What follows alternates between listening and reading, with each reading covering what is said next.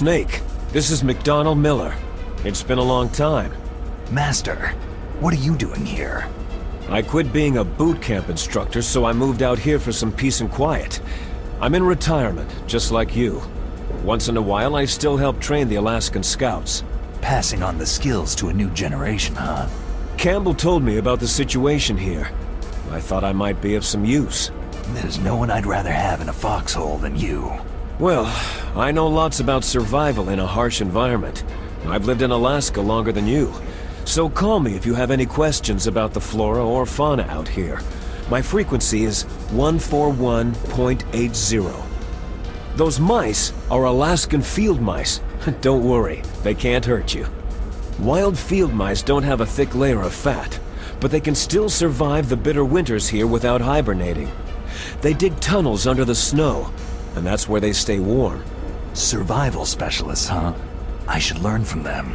But there's a dark side, too. Sometimes the males will kill and eat offspring that are not their own. To ensure the survival of their own genes, right? Yeah. Pretty brilliant program, huh? If there are mice, that means there must be an exit somewhere. Follow the mice. All right, sweet. So, this episode of Metal Gear Resurrections, I have Manu, aka Nuclear Bomb from podcast Sans Frontiers.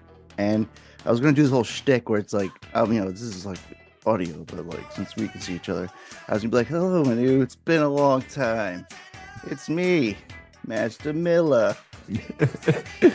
That would be very in line with our Militar Sans Frontiers riff that we have with our podcast name. So, yeah. So it's like I always say to like everybody, like I have on the podcast, like it's very low key. It's going to be like generic questions. So like the first thing is always like, how did you get started with the Metal Gear Solid series? For me, it goes back to Metal Gear Solid 1, 1998. I did not have a Sony PlayStation, but my best friend did. And we were kind of in the whoever gets the latest and greatest game, we like play them together.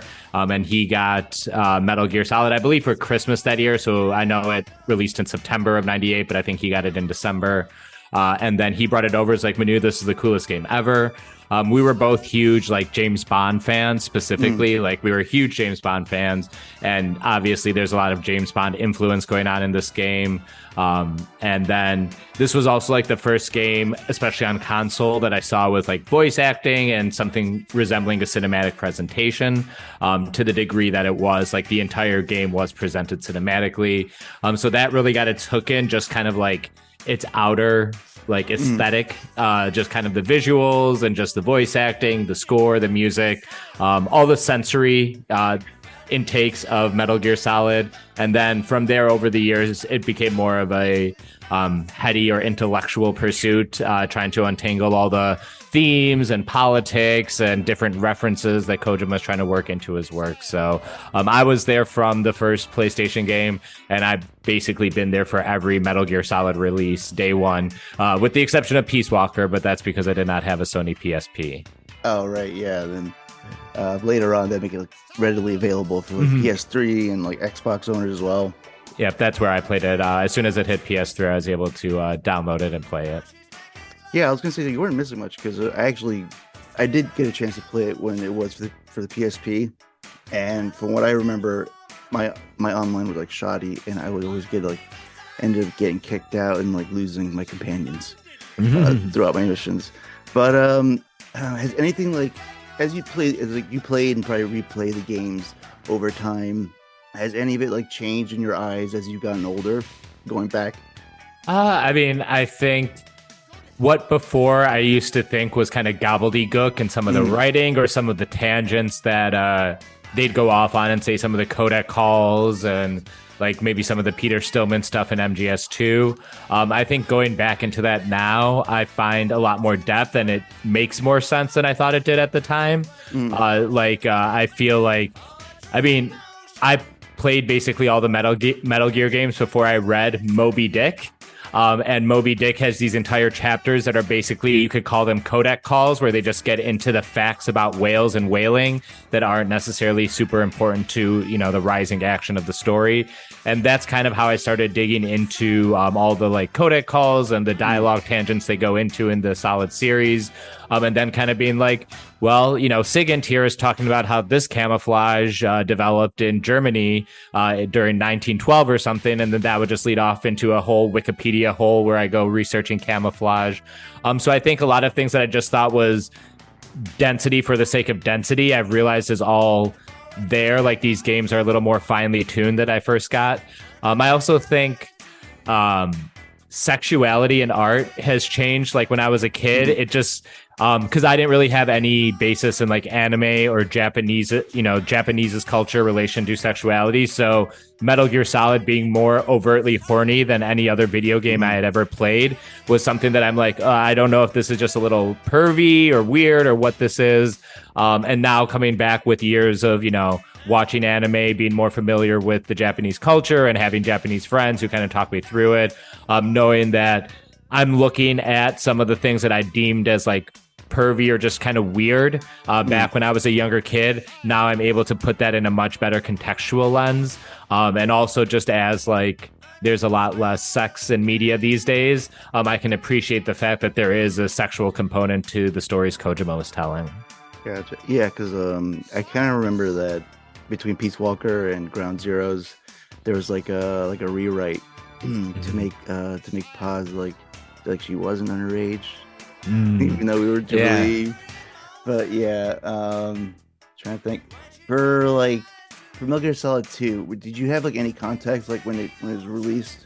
Did you play it originally or did you wait? And I was there day one. Okay. That's why I had a PlayStation 2, because I knew once it was announced that a Metal Gear Solid 2 was coming out, I knew I was going to get it. Metal Gear Solid 1 immediately became my favorite game, and I was obsessed.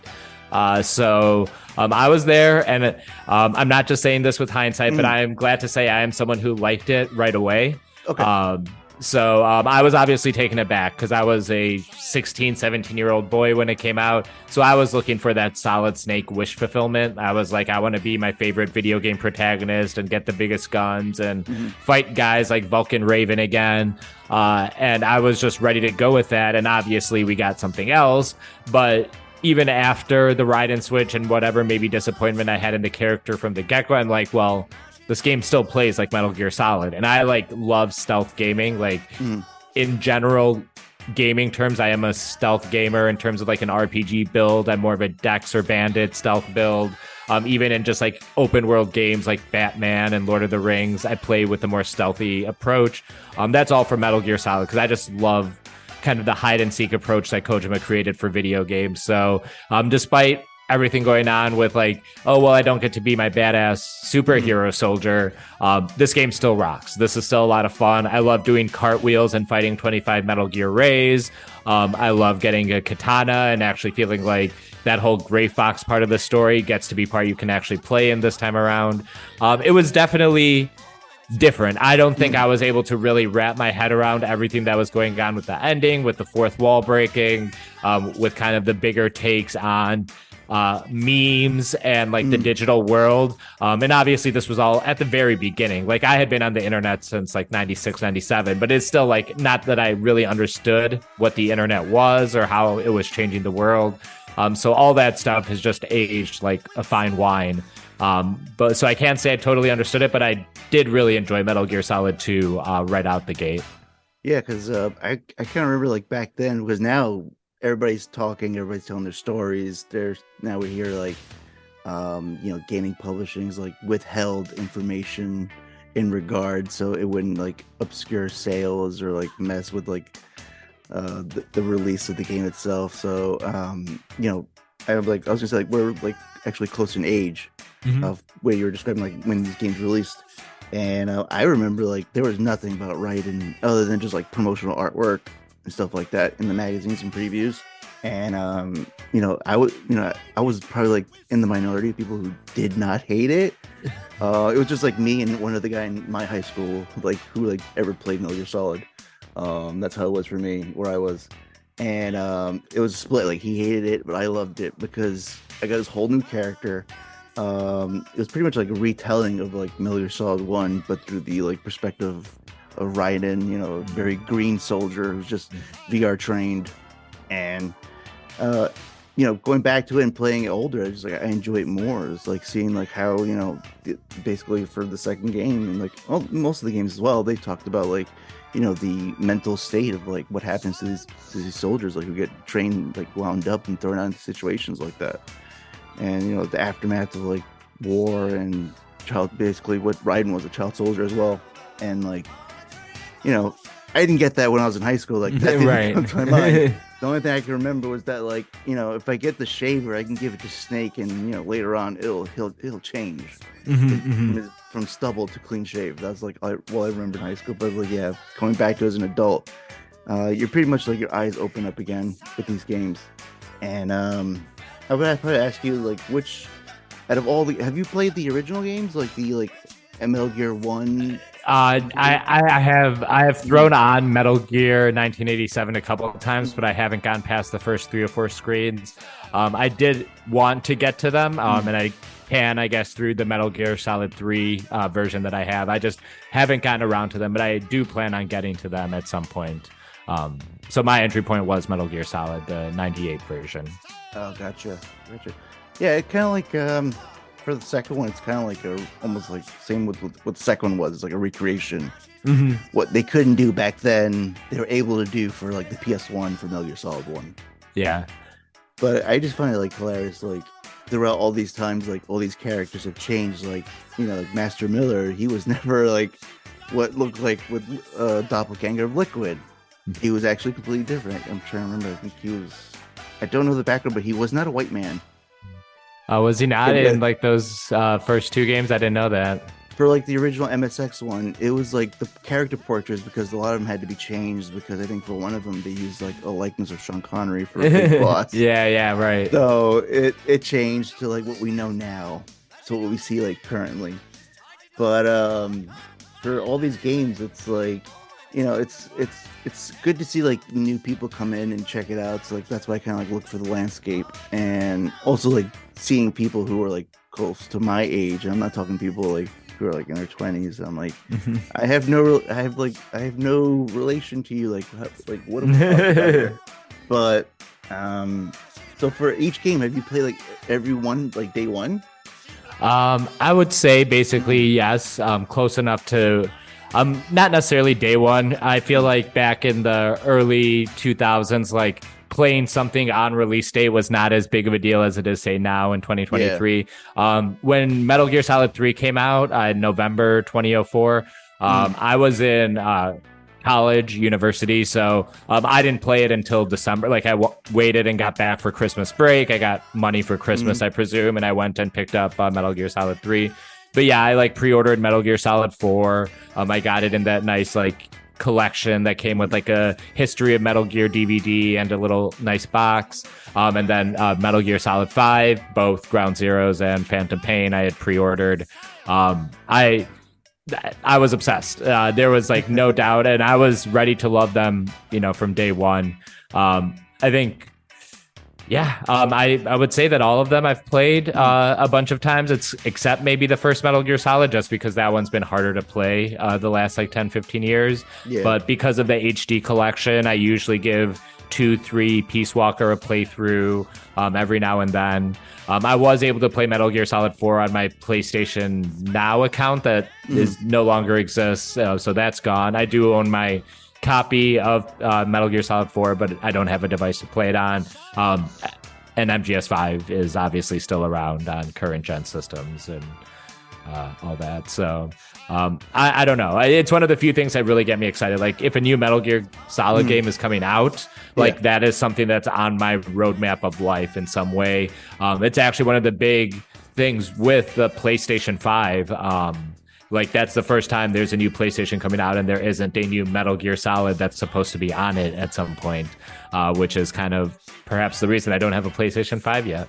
Yeah, I always find it weird. Like once we hit like PS4 era, like before that it was like the tail end PS3. We had 360, That's when I noticed like the last, what would be the last Metal Gear game, was like multi-platform, and I thought that was like really odd because it was always, like a Sony exclusive first, and like you said, that was my primary reason. Like with every iteration of the PlayStation, there was always a Metal Gear game, and I ended up like buying it because of it. Mm-hmm. It's like I couldn't escape it. Like the other games didn't really tempt me. I played them, but it never had me like stick around. Like I ended up like trading like a bunch of like Xboxes, Xbox 360s and such. But I always kept my PlayStations just in case like a Metal Gear was around the corner. Mm-hmm. Yeah, no, I mean, I don't play a ton of games, and I play less as I've gotten older. I say my peak gaming days were between 1989 and 2002, like before I went to college. As an adult with a job, I usually play like anywhere between 4 to 6 like AAA-ish games a year usually, and that's usually where I leave it. I enjoy them. I play through them, whether it's Arkham games or Uncharted's or GTA's and Red Dead's. Very few of them like really stick with me. Like that I'm turning them over in my head like years down the line, or like I'm really thinking about what did I see, what did it mean, what were they trying to say. And that's, part of the reason I wanted to do the podcast is just the fact that I've had all these kind of stray thoughts bouncing around my head forever. Let me see if I can kind of start digging into it and see if I can organize them into kind of like a cohesive analysis and thesis. And then just through that, the podcast kind of came together with my buddy Brian. Yeah, because I was going to lead into that. Like, I wasn't aware, like, for some odd reason, Apple and all the others are so bad of telling you, like, you listen to this, you'll like these podcasts. And, I had, like, Metal Gear Mondays because, like, a couple years back with all the lockdown and everything, it was pretty much, like, my catalog to listen to as, like, I needed hours to, like, go past, like, being stuck at home. But I came across you and your podcast because of Shane Smith, because she was on. And so then I was like, wait a minute, like, what podcast is this? And I just went down a rabbit hole and just like went further down. Like I went from her episode and I'm like, all right, there's way more episodes. Like I need to go back to the beginning and then like go forward and continue on. And from you, like hearing you and Brian talk about each game and breaking it down like so, methodically, and like it was just it got like me like the fever to get back into it. Like I literally bought a PlayStation 3 and the Legacy Collection, but like I need to go back because the way these guys are describing it, especially you, Manu, I was like, I gotta go back into this game. Like I remember these things, but I need to like relive it, like with a controller in my hand. Yeah, no, and I think that was very specifically something that we were trying to do.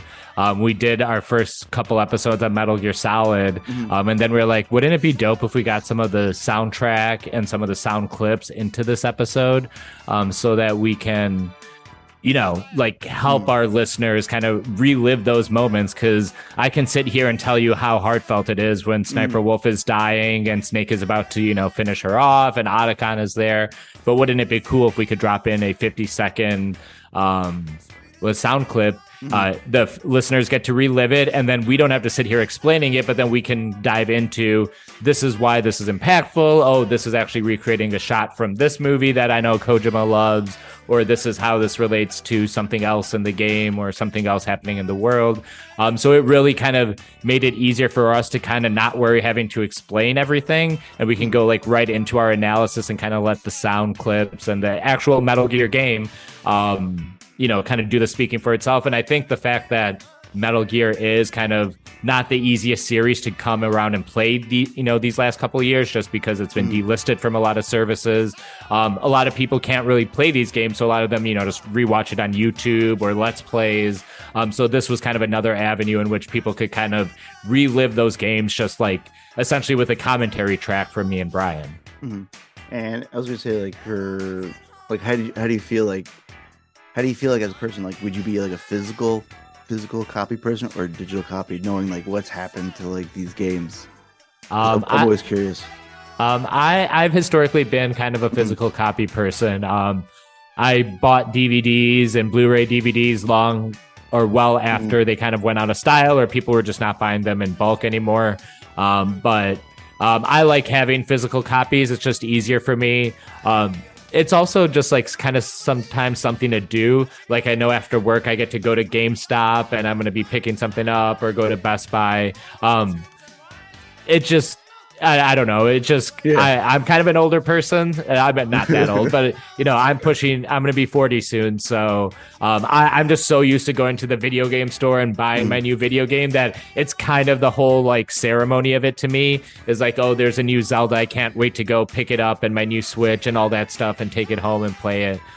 It's part of like the excitement and the hype building process for me is actually like getting it, physically. Yeah, I was just like, that's exactly the point. And then I see like all these like new consoles, and they're trying to like, tease the gamers, like, it's a little bit cheaper if you get digital only. Or they'll probably get to a point where they won't even do a disc drive anymore. But like, I find it like, that's kind of like you're kind of cheating people out, because then you can put these games on your digital stores and easily take them off like they did with Metal Gear Solid 2 and 3. And it's sort of like one of those things where it was announced, and then there was really no, warning and telling people like, if you want to get this game now, you have X amount of time. It's just like, nope, here's the news, boom. I think within a day, all taken out. And it just became a thing where it's like, oh crap, if you didn't have a physical copy, you're screwed on that one. and like you said, like I kind of miss like going to the store, like when growing up, like I had I started out with Funko Land before GameStop, right? Yeah, and I remember I used to like go to this like the store, and they had like the wall of like trade-ins to tell you like what each would give you for what you had in your home. And I miss like for me, the only like midnight release I was able to get to for Metal Gear Solid series was like starting from 3, where I was old enough to like go to the store at midnight. And usually it was just like me and like 5 other people would be like waiting for this one release. We're just like standing in line like, oh man, we can't wait. Like, what's going to happen in this game?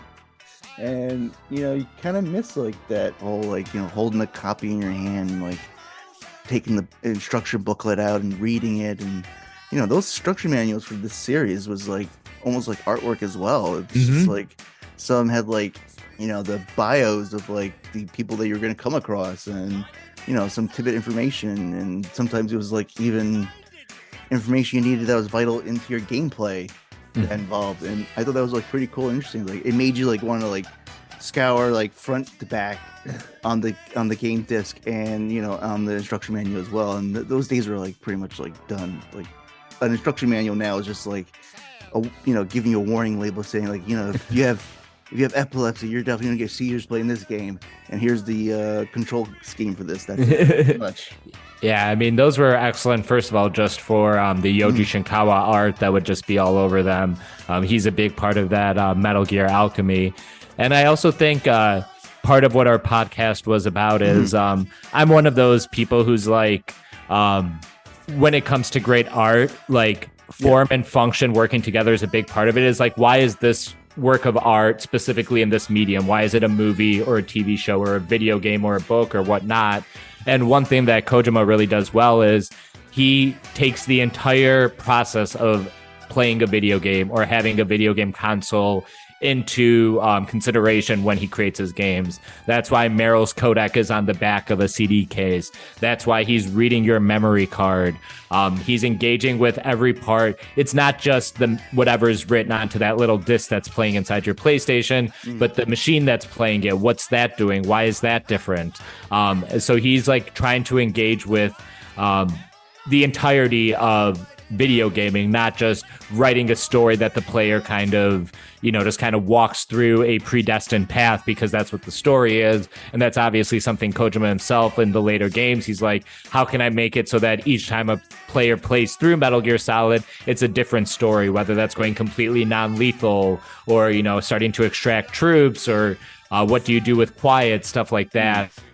He is really trying to start to explore like what video games can do, because unlike say movies and books that have to have a predetermined ending, video games, because there is interactivity in it, what can it mean if we allow you to have different outcomes and different rewards for different situations? Now, for this for the game series, which one is your favorite out of all of them? I go back and forth, but for me, it's 3 and 5 are the ones I go back on. I think 3 is like one of the best stories I've ever seen. Like, I think it's very well constructed. It's probably the simplest, I would say, of the Metal Gear Solid titles. It's kind of a more of a straightforward story. Well, it's not straightforward, but relatively, the naked snake and the boss and the ocelot stuff, you can untangle that with a little bit of work. And I just think it's perfect. And I think it's a perfect story for video games. One thing we talked about is the fact that the game builds to climaxes, and those climaxes are usually those Cobra Unit boss battles, and each one is just a little more exciting or tense than the last. And then the action in between those different boss fights just kind of keeps ramping up. It does an excellent job of pacing it so that you have these emotional moments where you're beating Volgin on the Shagohod, but then you have a little bit of time to decompress before you go on and fight the boss, one-on-one in that field of white flowers. It's not just like this happens and this happens and this happens and it's overwhelming video game experience. They actually know how to let the important narrative moments kind of sit. And then kind of ease you back into playing the game and then building to the next big moment. So I think Metal Gear Solid 3 is just an amazing story, amazingly well written, and has a very heartbreaking ending. I think everyone knows it. And then Metal Gear Solid 5 is it is the stealth sandbox. I think it just handles remarkably well. I still feel like it handles more precisely than plenty of games I played in the last 3 to 4 years, and games I like, but I would rather have MGSV's controller setup and design scheme and precision of handling because it plays so smoothly. You can do so much stuff. Honestly, if not for Breath of the Wild, I feel like Metal Gear Solid 5 is right behind it in terms of different ways you can fuck around with the world and soldiers and the things that you can interact with, throwing out those decoys of Big Boss and tricking troops. There's a lot of ways to mess around in Metal Gear Solid 5, and it handles well. And I think through some of the work by other people in the Metal Gear community, like Joran Lee or Futura Sound, I've really come to love the narrative of MGSV. It's one of the ones that gets kind of bagged on a little bit because it doesn't have a traditional Metal Gear Solid kind of narrative. But kind of the work he's done has kind of opened me up to some of the analysis we did about some of the themes and stories and why Metal Gear Solid not having a straight linear narrative actually tells the story of Venom Snake in a way that he's just kind of stuck in years and years of warfare, and he doesn't really know which is when and when is why and how is when and when is when. So it's just a really great way of trying to do that open-endedness I'm talking about. So I think MGS5 is probably the most impressive thing I think Kojima has accomplished. Well, I think MGS3 is just that perfectly distilled story that really just makes my heart sing whenever I replay the game. And I was gonna say for 5, I know with the update they were able to bring back quiet, this way you don't have to lose her after that mission. Did you? Were you one of the few people to let her go, or did you go back and constantly replayed her first step? I think it was mission 11. Yeah, Cloaked in Silence or something. Where you had I think you had to replay it 10 times or something like that. Yeah, you have to. Just to get her back. I did just because Metal Gear Solid, it's one of the few games I try to 100%, not necessarily 100% in the traditional way that everyone thinks it, but for me, 100%ing MGSV was S ranking every mission, completing every mission objective, and then making sure all my buddies are there and fully leveled up. So I did go back and get her. But I'll admit I am just a D-Dog kind of guy. I almost always deploy with D-Dog. So even though I would take Quiet, and you do need her on some very specific missions, I think she makes it a ton easier, especially against the skulls. But I'm a D-Dog deployer, so as long as I have him with me, I'm usually okay, all things considered. I was gonna say he was as soon as I got him as a puppy, I was when does he get into this game? I want my dog beside me, because all the promotional artwork had him right next to Venom. For Ground Zeroes and Phantom Pain, were you taken back or shocked to hear and find out that it wasn't David Hayter returning, and in fact they were gonna go? Kojima's I'm going straight Hollywood. I'm getting Kiefer Sutherland to do the voice. Yeah. I will say that is disappointing. I think all of us who grew up with Metal Gear Solid just love David Hayter and love his performance as Snake. So I kind I know doing our research, it looked like he might have tried to get someone new to play Naked Snake for Metal Gear Solid 3, and it didn't work out, and he returned to David Hayter. So like if maybe there was a cleaner break where, David wasn't voicing Big Boss as well as Solid Snake, it'd be kind of easier to swallow. I think Kiefer does okay. I'm kind of a proponent for using voice actors and not necessarily Hollywoodifying the casting, which I'm sorry, Kojima-san, I am not making fun of your Death Stranding castings here, but I think there are just a lot of talented voice actors who obviously don't get the fame that, regular actors do. So it's nice when they get the roles that they're kind of built for.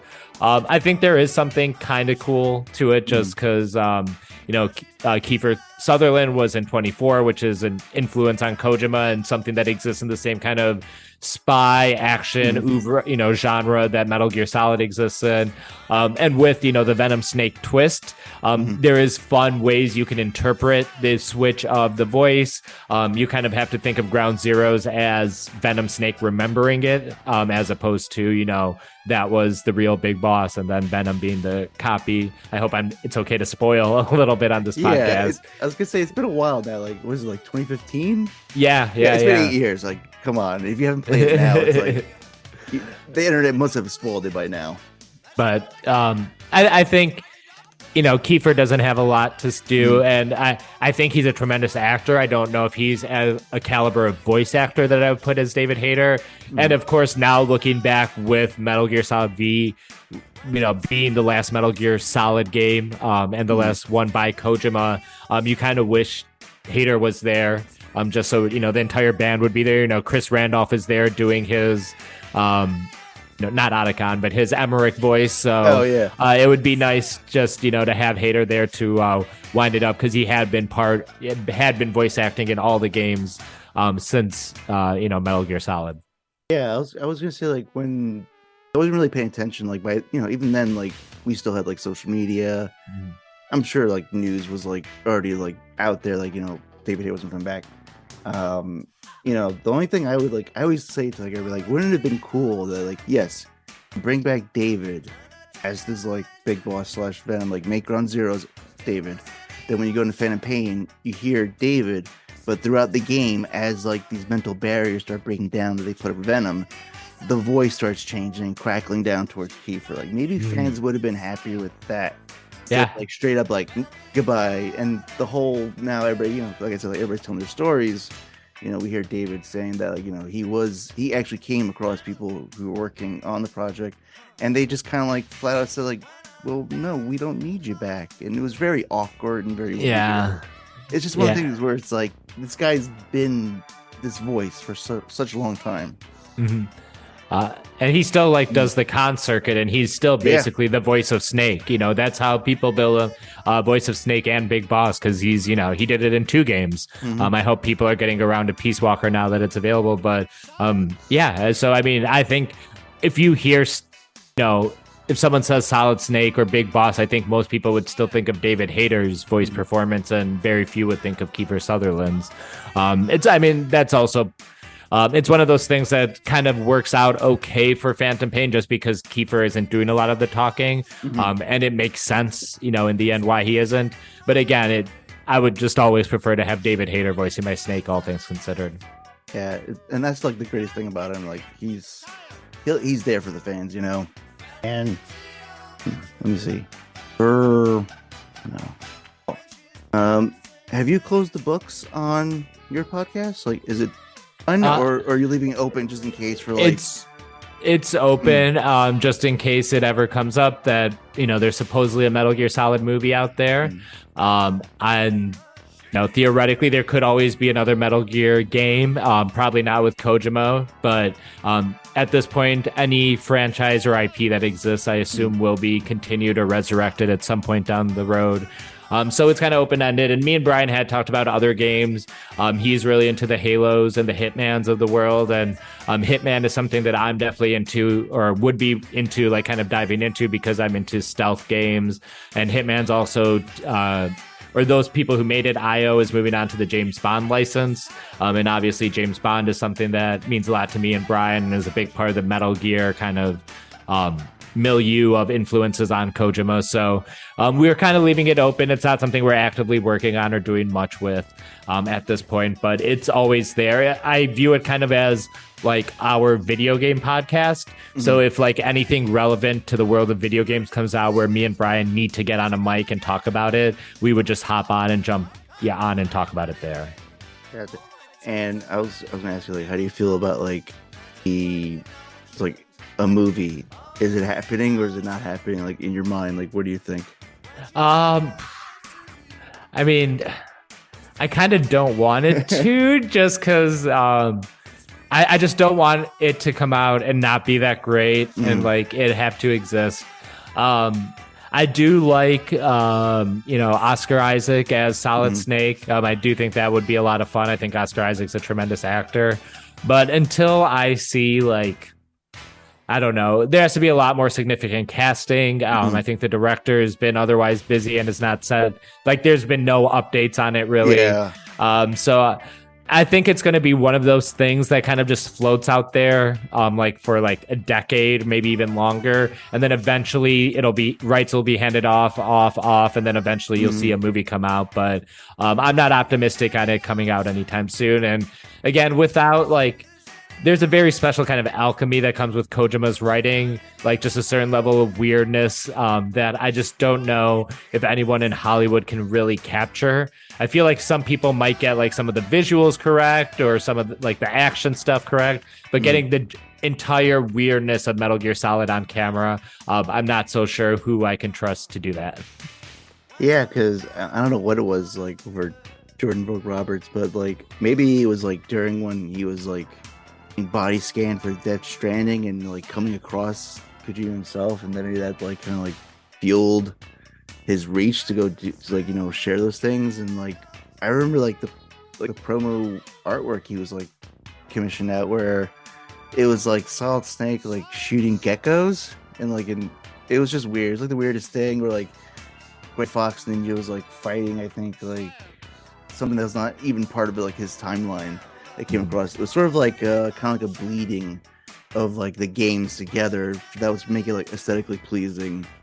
And the only thing I could think about was like maybe like somebody from the studio told him like, hey, if you put these things out and the numbers are great, maybe we'll consider something out there. But I remember then people talking about a movie for such a long time where it was like bounced around between studios and like so many different directors and actors were attached.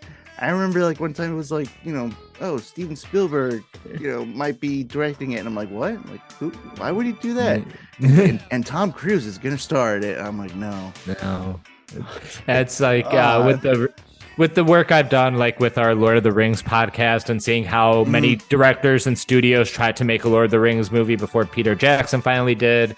I know Spider-Man was a movie, like James Cameron was supposed to make it back in the 90s. So like sometimes there's those like things where it's like people really want to make this into a movie and they like kind of green light it at the very earliest stages, but then it just kind of ends up floating around, being passed around between studios, directors, writers, and then it comes out like 20 years later. And when it does, you'll find like 8 different like production studios listed in the opening credits because they all owned it at one piece or one time or another.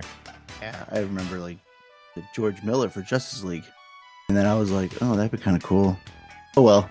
We got what we got. It was a whole bowl of mess. But for going back to for the Metal Gear Solid, have you played any other games that Kojima's actually had or worked on? Like anything from like his past? Like, because that's kind of hard. Yeah, no, I have not. I do own Death Stranding. I have not beaten it yet. I got about 10 hours in. But I stopped because we were going to play it for the podcast, but we kind of, for reasons, had to just kind of call it quits after MGS5. Yeah. So that's also, if we come back to the podcast, I think we would come back once I finally beat Death Stranding, because Brian beat it a little bit ago.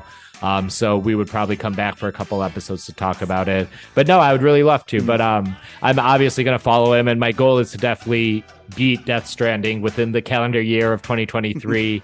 And I'll definitely be there again I bought Death Stranding day one. I'll probably do that again with Death Stranding 2. And hopefully, other games. I'm very interested to see what Kojima is coming out. Oh, okay. I was going to say, like, I've gotten across Death Stranding when it was the director's cut for yeah. PC, and because I was like, I need to get in there. Like, what is everybody talking about? And for me, it was just like the weirdest game I ever come across. Like, yes, like there's weird in the Metal Gear series. Like, there's definitely weirdness in there. Like we've had in 4, we had the Beauty and the Beast core. It was just like right. it's like these women in these like tight wetsuits. They're like dripping wet, like in these robotic bodies. I'm like, that's weird. But like for Death Stranding, it was just like there's invisible ghosts that you can kind of see colors, and the colors are different. And then I would just go in the community forums and be like, what am I doing? It's like I'm playing this game like I'm playing it like a Metal Gear game. I'm like crouching down and trying to the sneak same thing. Yeah, enemies. And then they're like, and then I come across like there's actual other people in the game and they steal your packages. And I'm like, all right, you know what? I was an actual postal worker in real life. I don't need this right now. I'm taking a break. I'm taking a break on the game. But like you, I'm hoping that I can finish it. I've 40 hours and I still don't know what the hell I'm doing. No, I do just appreciate that he's out there making games that are not like the other games that are out there. Again, I just think he thinks about the process of making video games just a little differently than especially other big AAA studios and stuff. So I appreciate the weirdness. It's becoming rarer and rarer to find kind of like weird outdoors out there in the world. Everything kind of just feels like kind of assembly line. Here's your AAA action point with your like map unlocking towers and these fetch quests to do. And I'm glad that he's just out there trying to create something new or create something different. Because I feel like with him, I don't hear like first stories. I hear from like other people, and it's just like, sometimes you just gotta roll your eyes and be like, close something, close your phone, close the laptop, and what you hear like all these other like what's happening to other studios and stuff. And it's like, oh my god! And sometimes they get away with it because these creatives are like so fantastic. Like we just gotta let them do what they gotta do for the process. But for him, it's just like something about him and his game series that like stuck with me. Like you said, I play other games. I played the Hitman games, even going back to the PC days. You know, I played like the Twisted Metal series. It was like the car combat, which I thought was really cool. You know, I tried Assassin's Creed. I just thought it was like way too much. For me. I played a couple, and then I eventually bounced off the series. Yeah. I would say like as I get older, the games start being less and less appealing to me.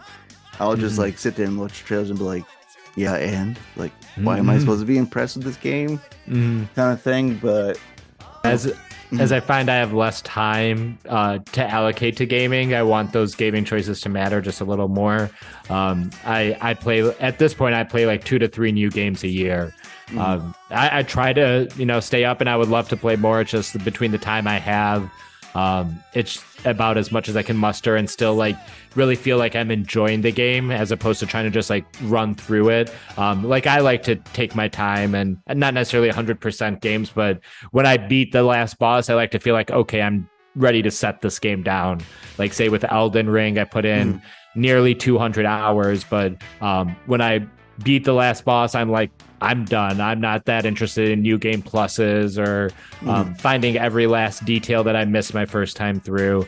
And so I play fewer games, and I try to get more out of the few games that I do play at this point in my life. You notice you did mention the Arkham games. Did you go back and collect every Riddler trophy? No. Thank you. I mean, some would be fun, but when I realized that I do not care to guide the remote controlled batarangs through the series of tubes and tunnels, I'm like, well, I'm not going to get all these. If they're convenient or not, if I can figure it out in 5 minutes, I'll do it. It was basically became my motto with the Riddler trophies. The annoying thing is I basically 100%ed every other challenge in that game. Like I do all the AR things and upgrade all my weapons and tools, but it just like I don't care to gather all those Riddler trophies. There's just too many of them. It got worse with the third game when they involved the Batmobile. Yeah, absolutely. That, I was like, no, thank you, goodbye. I was like, those trophies can stay randomly throughout. But like, I don't know. For the Phantom Pain, if anyone else does this, just turn the game on.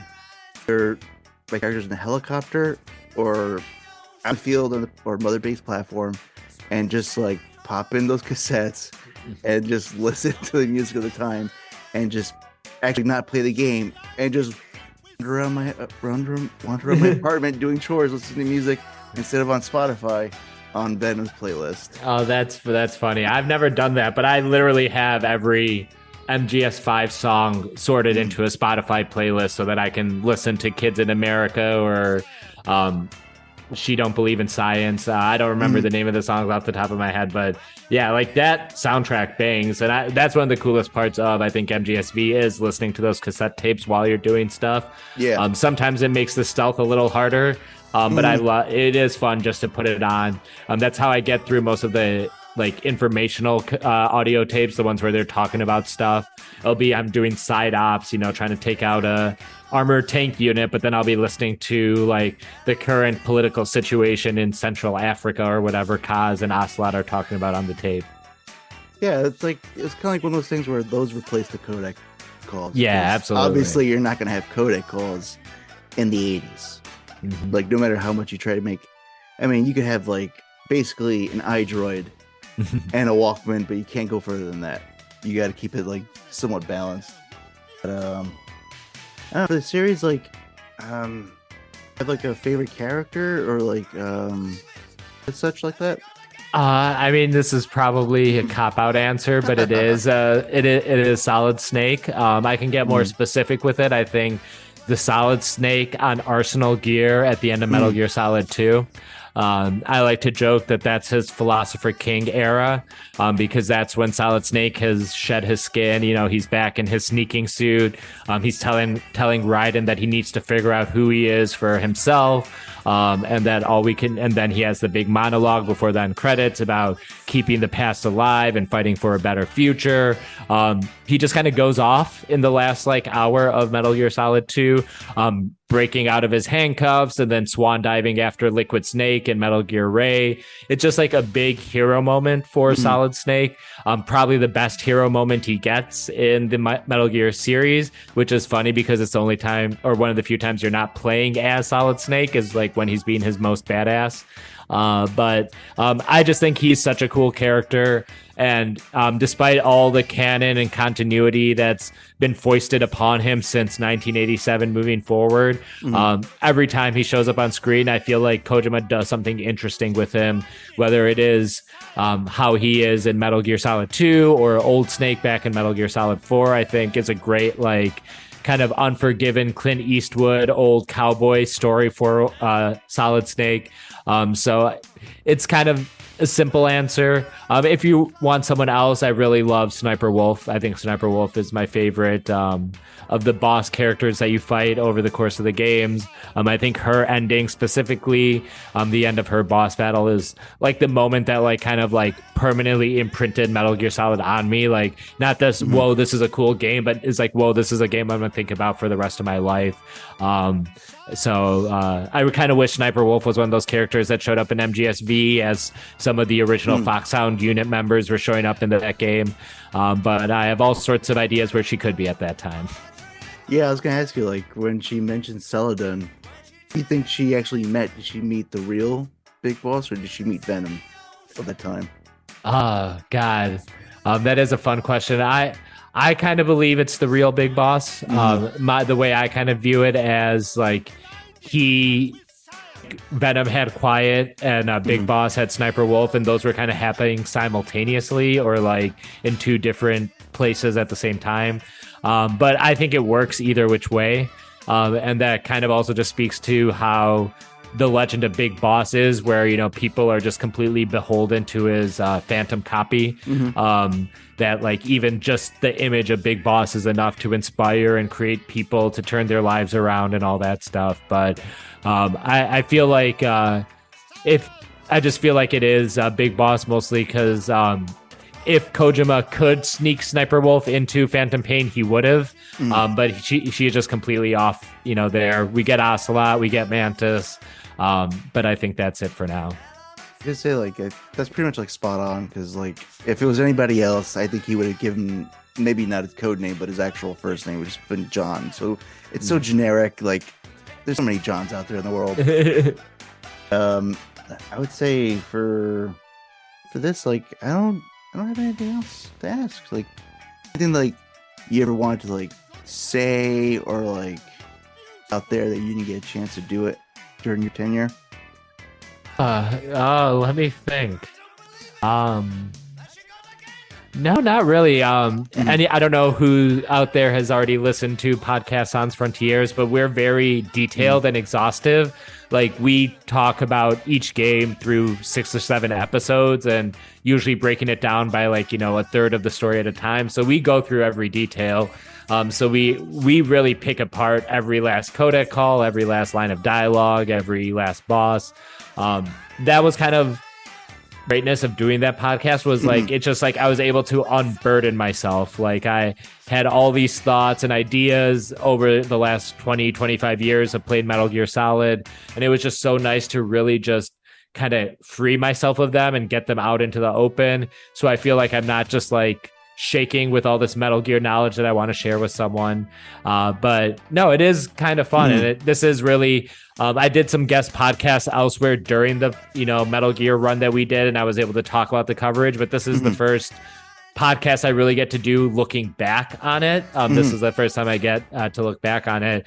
And I just still look at it as like, I wish we could have done a little more. Like I wish we had gotten around to those Metal Gear games on the MSX. I wish we had properly done Death Stranding, just kind of in conjunction with everything else. But as for coverage of the Metal Gear Solid series plus Revengeance, I'm just really happy with what we did. Me and Brian kind of became best friends over it. We were friends just through Twitter, but through the podcast, and then we've hung out in person since. So it was just like a great experience. I'm really proud of the work we did there, and I really hope there's more Metal Gear because I'd be happy to come back to that podcast. Like you and so many others out there are just hoping and wishing that there'll be like at least another one more chance. Yeah, because I'm gonna plug like everything that you have out there, and just not just also like the Metal Gear, but like everything else that you're doing. So if you want to like plug whatever you do, go right ahead, because I'm gonna put that out there in the message notes. Oh, I appreciate that. Well, I'm doing a ton of podcasting, mostly in the realm of fantasy literature. I have one podcast covering the Lord of the Rings. That is my brother, my captain, my podcast. Something I'm doing with my Tolkien expert and good friend Emily.